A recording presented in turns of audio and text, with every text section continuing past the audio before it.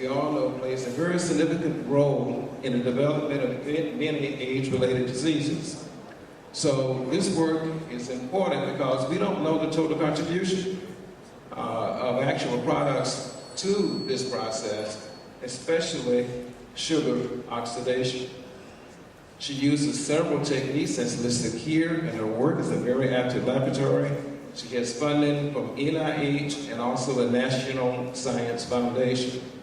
She wants to look at the etiology of disease because she thinks this will be helpful in that area, identify biomarkers as part of her work, and also targets for the treatment of disease.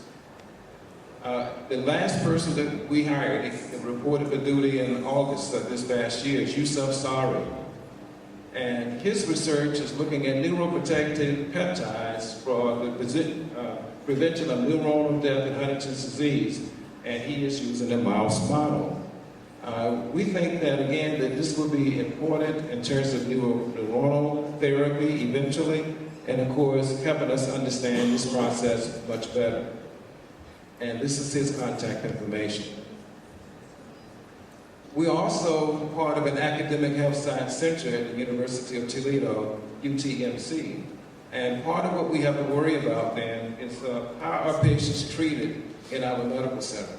Diane Capoletti is working in the area of antimicrobial stewardship. We're looking to improve care to patients by decreasing the secondary infections. We want to look at multi-resistant, multi-drug resistant pathogens.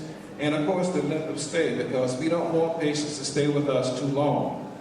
Because the government and everybody else who pays for health care doesn't want to pay you if the people develop an infection that they didn't bring with them, or an infection that can be caused by being in the hospital itself.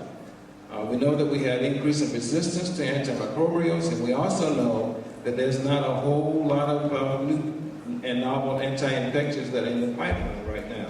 So we really have to work well with those that we have.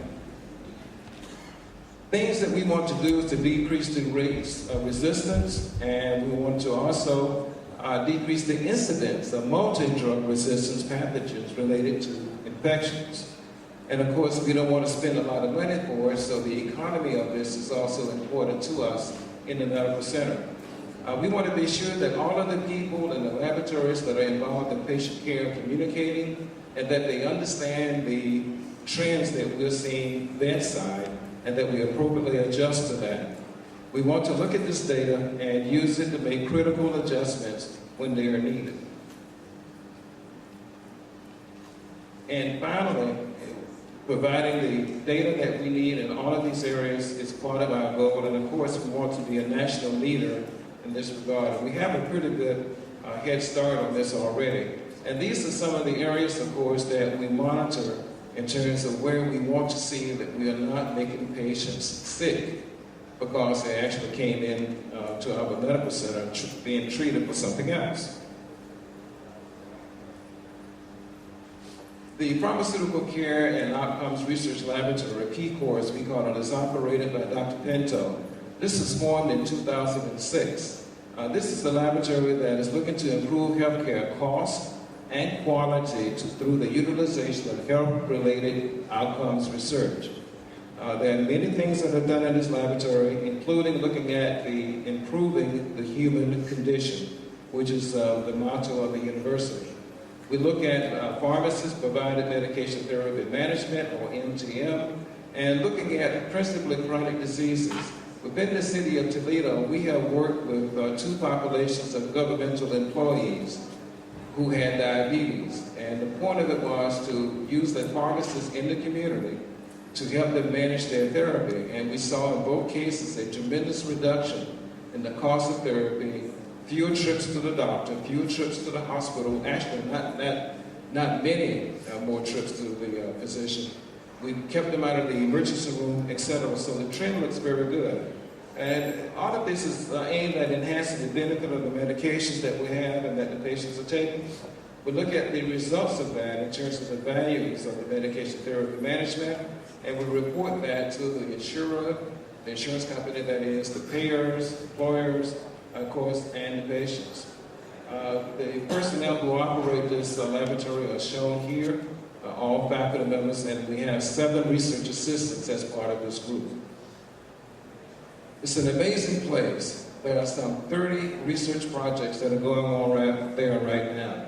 And this group has the experience such that they can work on national and global projects. And in fact, they can take almost any situation and convert it into a simplified research solution to help the person who is conducting or offered the study. It has many capabilities that we list here, and of course among those are assessing healthcare disparities and also looking at pharmacoeconomic aspects of the work that we are performing.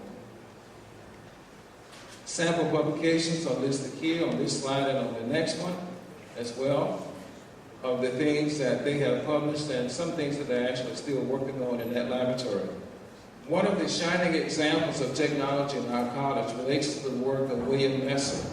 William Messer is also the chair of the Department of Pharmacology. He has a PhD and is a professor of medicinal chemistry. Now, his company was formed around one of the drugs that he synthesized in his laboratory. That company was named Cognitive Pharmaceuticals. Well, it became of interest to the federal government because he received several grants, including that of a small business grant to support his work. And he also then drew the attention of another company that had interest in working with him. And not only working with him, they merged. And so now what started as Cognitive Pharmaceuticals is Methylphenidate Incorporated. And the lead compound, at least one of them that they're working on, the first drug candidate, MCD-386, is now in clinical trials. I'm hoping and expecting that this medication, which is aimed at Alzheimer's disease, will, one, be approved and effective before I need it for Alzheimer's disease. And secondly, I want it to be something that when he is paid for his work, that the college benefits from as well.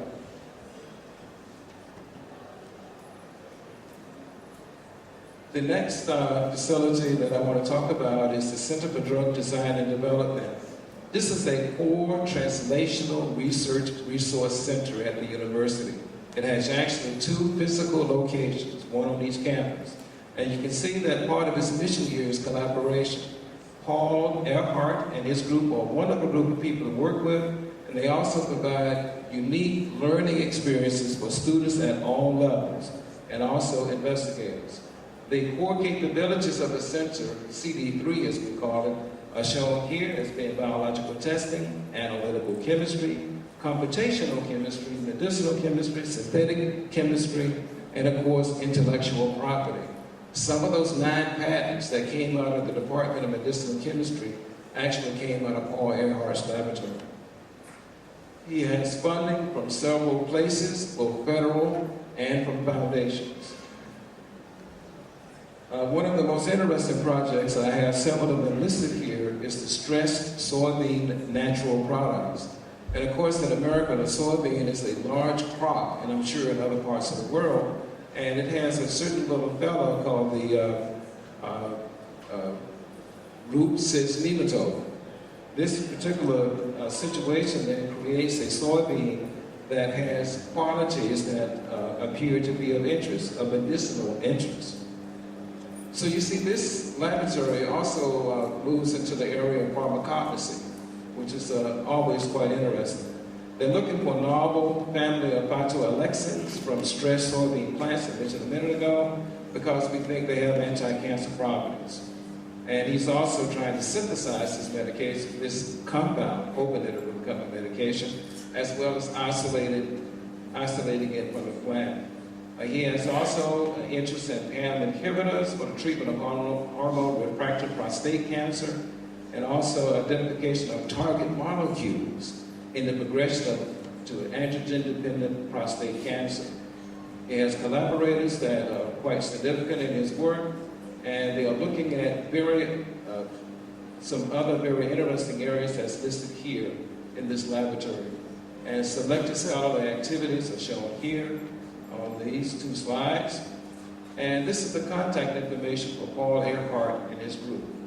And finally, as I mentioned before, most people in this room are too old for this, but I want to invite you to consider Pharmacy Camp.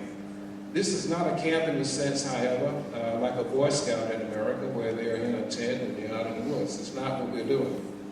These are students who are in high school, and in terms of this coming year, are those in the class of 2012, because this is the year, their junior year, at which time they would apply, usually by April, for this camp. This is for students who have an interest in pharmacy and pharmaceutical science. We have field trips, job shadowing, laboratory experiences, workshops, panels, and videos. And we also want you to know that this is a very competitive program in terms of getting into it. We offer 2 camps every summer, 40 students in each one, so a total of 80. It offers students the opportunity to learn more about careers in pharmacy and the pharmaceutical sciences. And of course, we do this because it's a very good recruitment tool for students to come to us, and some go to other schools as well. This year, we charge a fee of just $275, and it covers their living expenses. They live on campus in the dormitories that our students live in. They live on campus. And that covers their meals, of course, workbook, and all scheduled camp activities. This is a very good program. Students are, of course, responsible for their transportation to and from the university. And in late January is the time to actually look on the website and to begin to make application.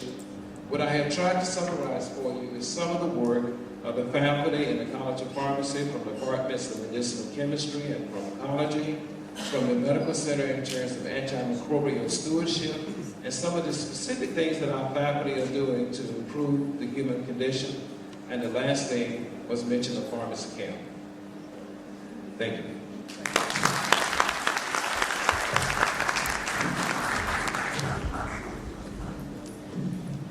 Thank you, Professor Jani, for your interest. Thank you, Professor Jani, for your interesting talk. And one question, just one question, because we apologize for more than one, and we have much the opportunity to meet with Professor Jani during the coffee break and lunch. One question. No questions. Thank you.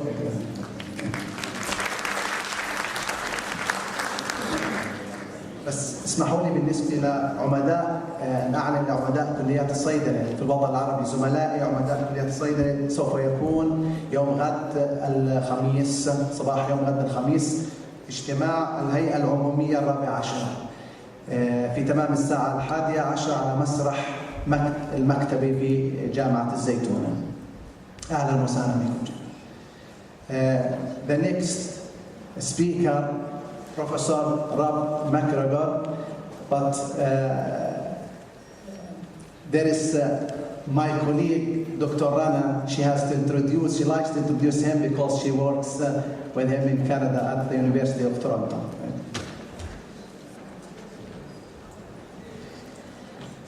Let's welcome our distinguished speaker, Professor Robert McGregor, who has BSc in chemistry from Michigan State University and PhD in physical chemistry from University of Illinois Urbana, and he has a postdoctorate at Max Planck Institute for Biophysical Chemistry from Germany. Since 1993, he joined University of Toronto, and he was the chair of graduate department from 1998 to 2005. After that, from 2005 to 2010, he was the associate dean of research. And currently, from 2005 up to date, he's the director of pharmaceutical chemistry program. Okay, thank you, Rana. And I'd like to thank everybody for inviting me. This is really a wonderful opportunity for me, and I hope to make